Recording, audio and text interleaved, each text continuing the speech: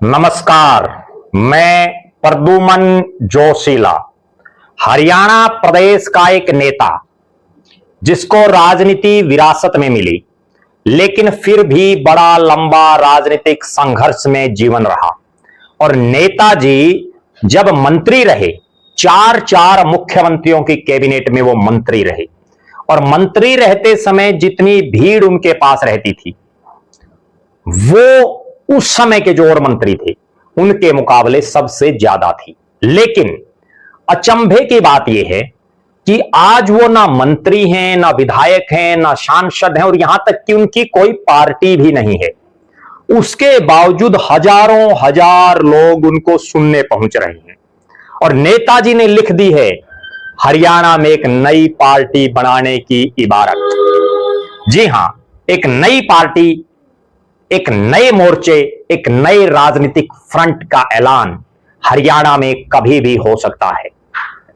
Video में विस्तार से मैं आपको बताऊंगा कि आखिर अब ऐसा नया क्या हो गया जिससे इस नए बनने वाले फ्रंट हो, मोर्चा हो, राजनीतिक दल हो को और ज्यादा हवा मिल गई, और ज्यादा ऑक्सीजन मिल गई।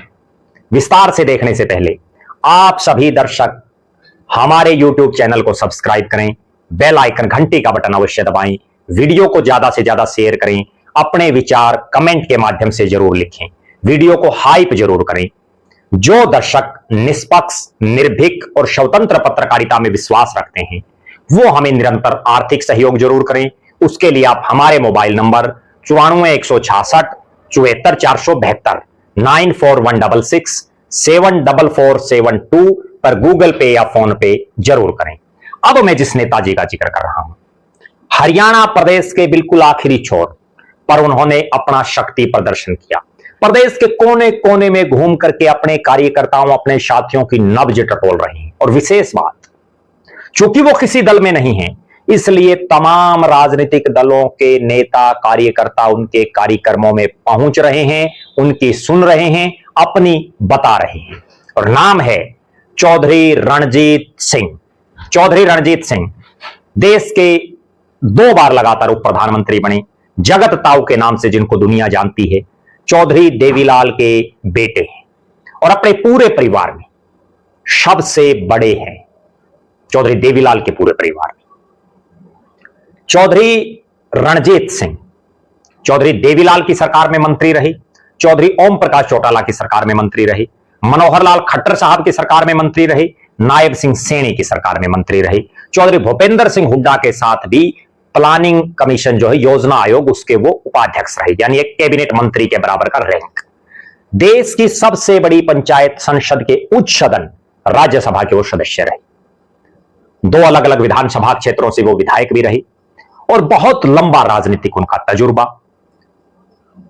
1977 से तो वो लगातार जो सक्रिय जो पॉलिटिक्स है वो कर रहे हैं। चौधरी देवीलाल के समय उनके बड़े विश्वास पात्रों में उनका नाम रहा, और एक वो दौर भी था जब मुख्यमंत्री के तौर पर उनका नाम चल पड़ा था। और अगर चौधरी देवीलाल उस समय उनको मुख्यमंत्री बना देते तो चौधरी देवीलाल के परिवार का आज जो राजनीतिक बिल्कुल खात्मे की तरफ जा रही है वो शिखर पर होती, ऐसा उस समय के लोगों का मानना है।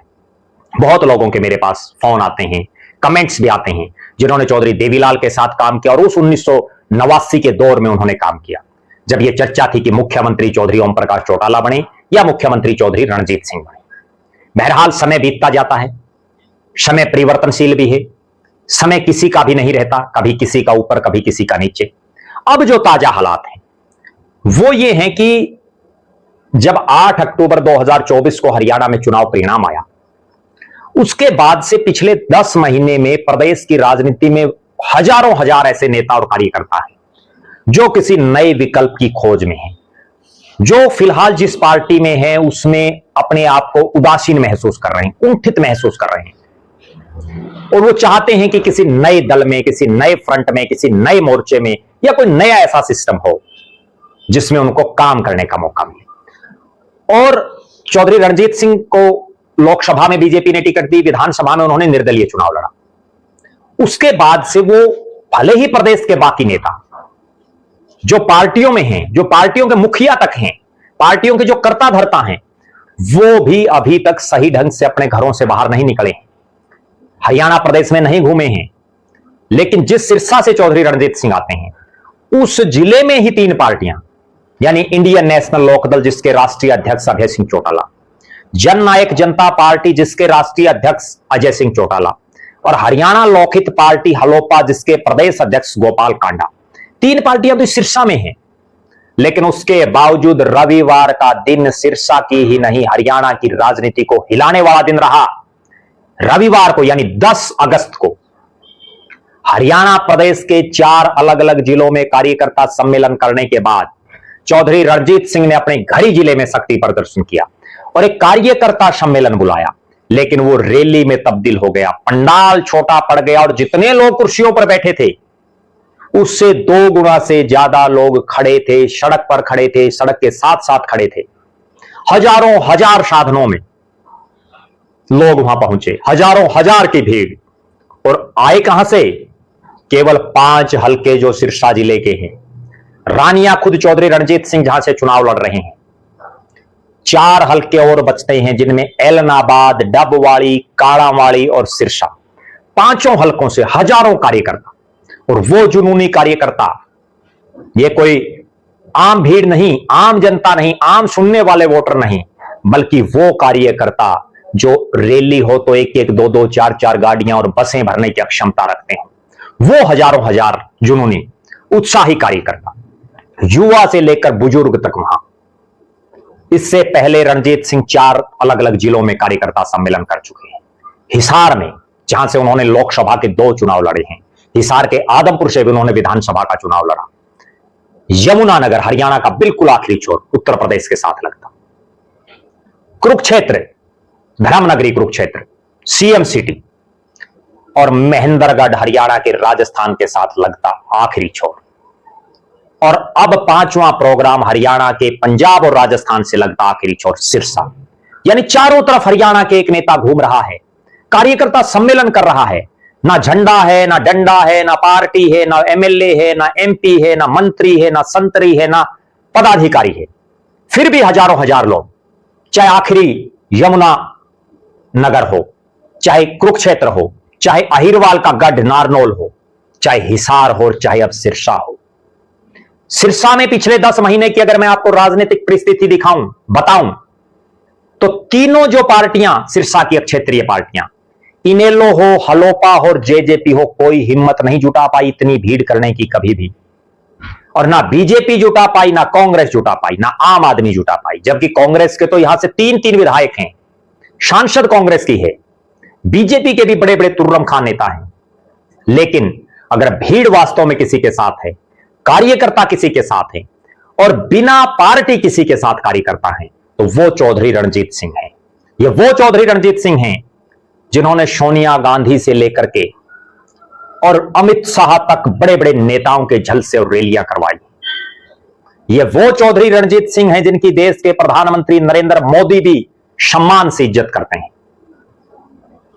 और मैंने जो एक बड़ी गौर करने वाली बात इनके कार्यक्रमों में नजर आई, चाहे वो यमुनानगर का हो, हिसार का हो, कुरुक्षेत्र का हो, नारनौल का हो और अब सिरसा का, लोग पार्टियों की बंदी से छोड़ करके इनके कार्यक्रमों में आते हैं। वहां इनेलो के साथी भी दिखेंगे आपको, चौधरी देवीलाल के परिवार के। वहां आपको कांग्रेस से जुड़े हुए साथी भी दिखेंगे, और कांग्रेस में भी हुड्डा गुट के, शैलजा गुट के, रणदीप गुट के। वहां आपको जेजेपी से जुड़े लोग भी दिखेंगे, वहां आपको भारतीय जनता पार्टी से जुड़े लोग भी दिखेंगे, वहां आपको आम आदमी पार्टी से जुड़े लोग भी दिखेंगे, और वहां आपको वो लोग भी दिखेंगे जो एक नया विकल्प चाहते हैं।